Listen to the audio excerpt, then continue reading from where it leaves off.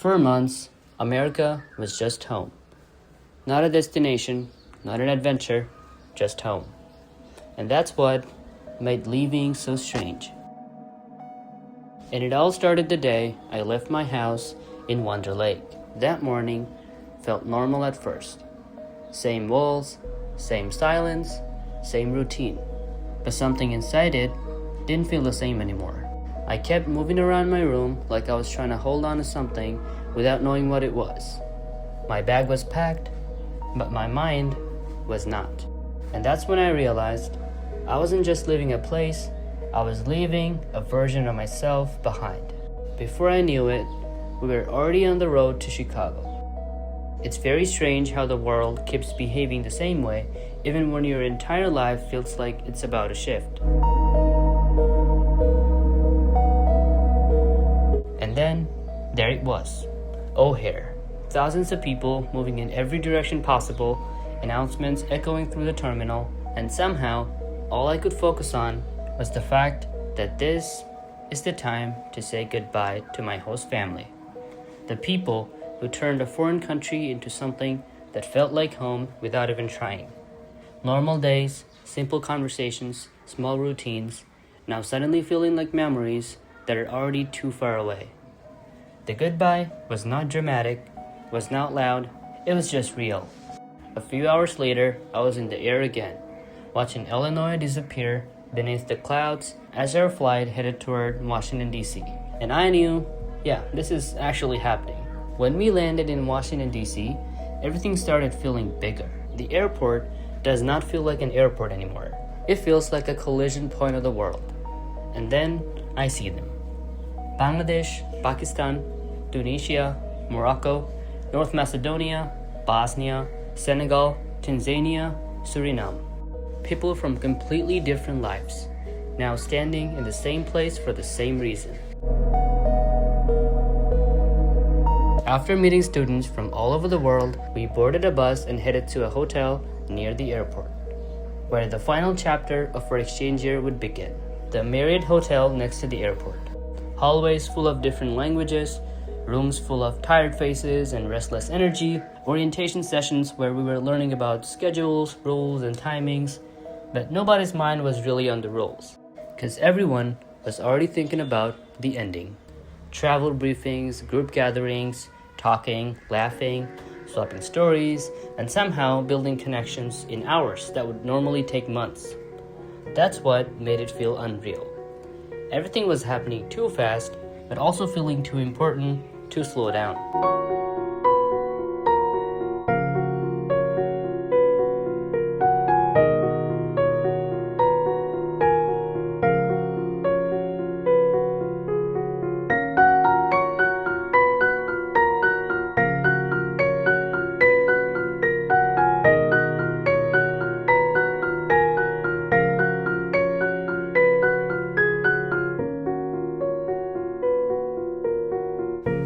Then, the time to explore Washington, D.C.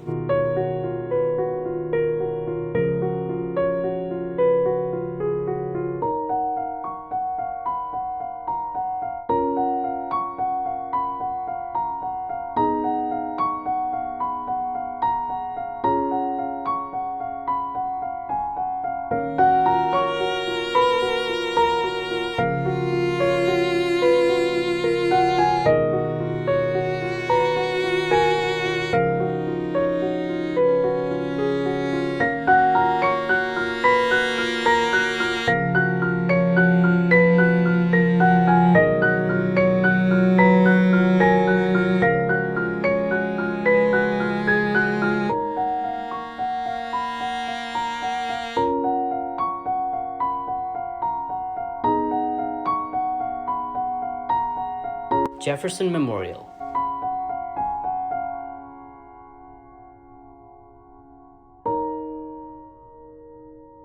Standing in front of something so massive and silent that it almost forces you to stop talking. Just looking, just thinking.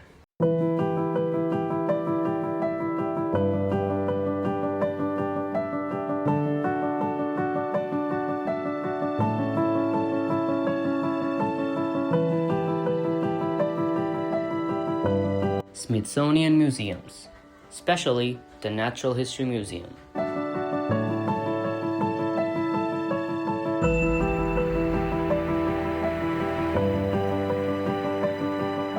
Dinosaurs towering above, ancient bones that existed millions of years ago, Earth history stretched across rooms like time itself became visible.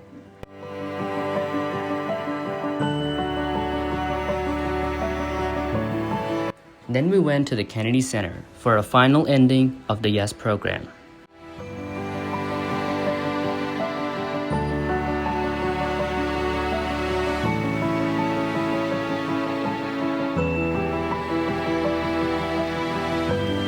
Everything felt like it's happening faster than memory can store it.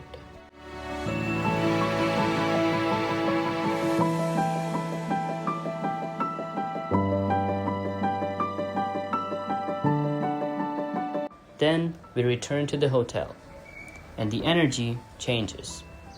Not sadness yet, just awareness. Like everyone suddenly understands the same thing without saying it out loud. This is ending. Then we had our last dinner. The table feels different, everyone trying to act normal, but nobody actually is. Conversations last longer than usual, laughs come a bit louder, silences feel a bit heavier, because nobody wants the moment to end. And then it starts. People leaving one by one, groups splitting, suitcases rolling through the hotel, hugs getting tighter, words getting shorter. That strange moment where you want to say everything but nothing feels enough.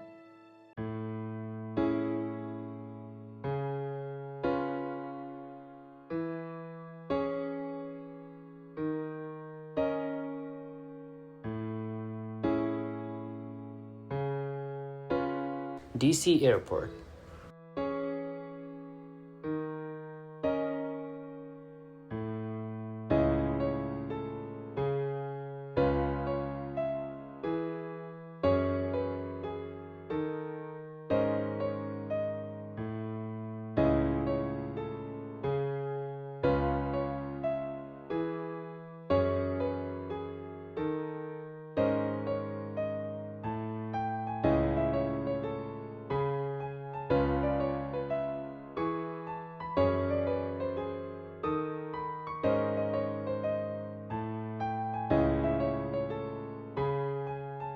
Five guys, random place, random moment, but somehow unforgettable. Sitting there eating like it's just another normal day, while everything around me is actually ending.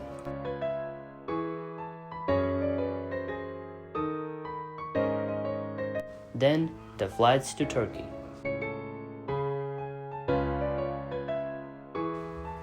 Long hours, dark cabin, but somehow we're watching Resident Evil together on a small screen.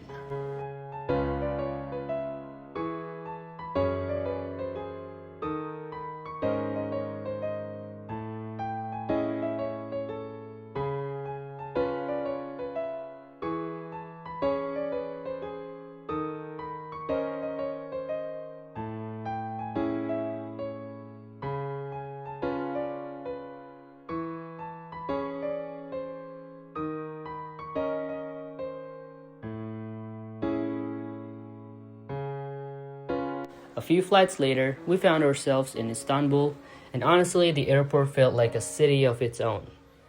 That place does not feel real. Lights everywhere, people everywhere, languages everywhere. And for a moment, you forget where you're going.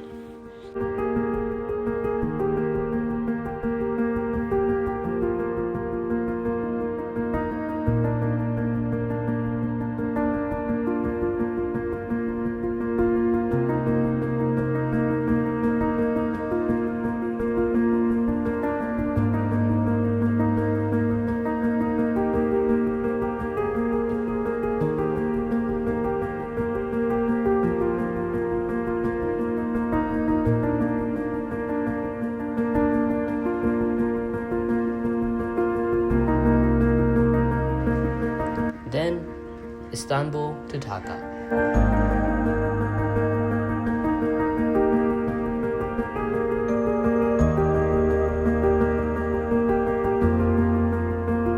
final stretch, no noise, no jokes, just silence. The kind of silence that carries everything you've lived through without needing words. Looking out the window, knowing something is ending, but also knowing it's already inside you forever.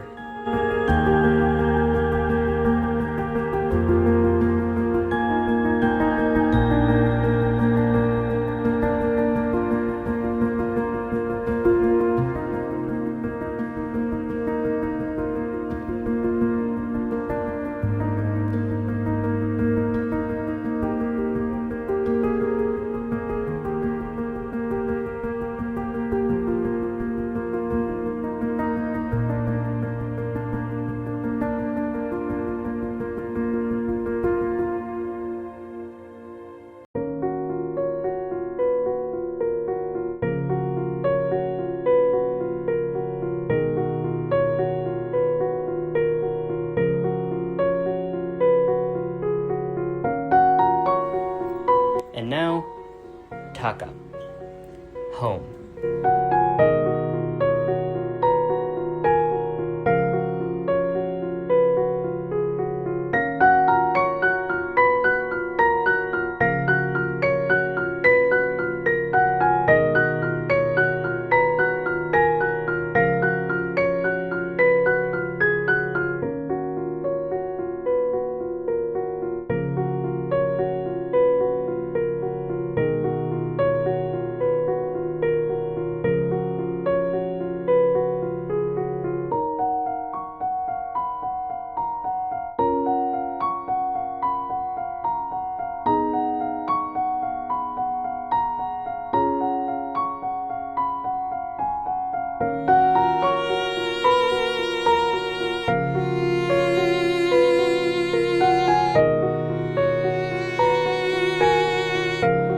After landing in Dhaka, I got on a bus heading toward my district, Kagachuri.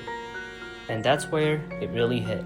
Looking out the window, the road slowly passing by, familiar land, familiar life, moving around me, and suddenly, everything I had been carrying inside me for months finally caught up. Not in words, not in thoughts, just a feeling. That quiet realization of how much everything has changed. To America. You were not just a country. You were a life I got to live inside. To my fellow YES students, we met as strangers and left as something much more than that. To AFS, I Earn, YES program, you didn't just send me abroad. You opened a world I did not know I was allowed to see. To my host family, thank you for turning normal days into memories I will carry forever. To Woodstock North teachers, classmates, and everyone I met, you made a foreign place feel familiar. And that changed everything. And to everyone I crossed paths with, even for a moment, you're part of the story now. Landing in Bangladesh feels like standing between two realities at once. One version of me just came home, the other is still somewhere between airports, museums, conversations, and moments I did not fully understand while living them. Two homes, one life. And this is not the end. It's just where everything starts to make sense.